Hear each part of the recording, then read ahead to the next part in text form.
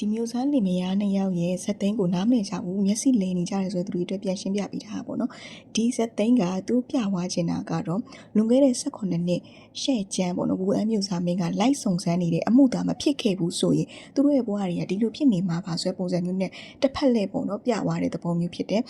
လွန်ခဲ့တဲ့18နှစ်က case ကဘာလဲဆိုရင်အဲ့ခေတ်တုန်းကချန်တဲ့အိမ်ရှိဆန်မင်းသားနဲ့ချန်ရှင်းမင်းသားဆိုရင်နှစ်ယောက်ရှိချန်တဲ့အိမ်ရှိဆန်မင်းသားချင်းမင်းရဲ့အဖေဖြစ်ပြီးတော့ချန်ရှင်းမင်းသားကကြတော့ဇူရန်ချင်းရဲ့အဖေဖြစ်တယ်ပေါ့နော်ဒီချန်တဲ့အိမ်ရှိဆန်မင်းသားနဲ့ချန်ရှင်းမင်းသားနှစ်ယောက်ရဲ့အဖေဖြစ်တဲ့မင်းကြီးကအဲ့အချိန်တုန်းကတန်းကိုခံထားပါတော့အဲ့တော့အဲ့မင်းကြီးကနေပြီးတော့ချန်တဲ့အိမ်ရှိဆန်နဲ့ချန်ရှင်းမင်းသားနှစ်ယောက်ကိုအပြန်အလဲမုန်းတရားပြန်လဲတတ်အောင်သူက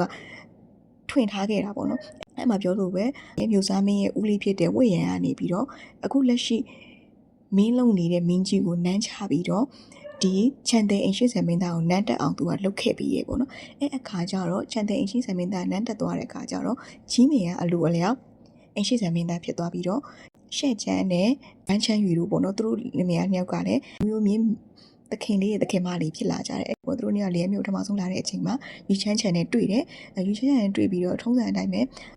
ကုန်းစုတခင်လေးနဲ့မင်းသမီးလေးကလည်းအတွဲဖြစ်သွားကြတယ်ရှက်ချမ်းနဲ့ဖန်ချန်ကြီးကလည်းအတွဲဖြစ်သွားကြတယ်သူတို့အခုလိုမျိုးအဖြစ်ဆိုးကြီးနဲ့မကြုံတွေ့ရဘူးဘဝတွေကိုမိကွဲဖကွဲမနေရဘူးတိုင်းပြည်ကလည်းအေဂျင့်တာရနေရပေါ့နော်အဲ့လိုပဲအဲ့လိုဖြစ်ပေမဲ့ဒီချီးမင်ကကြတော့ရွေးချမ်းနဲ့တွေ့တဲ့အခါမှာသူကတော့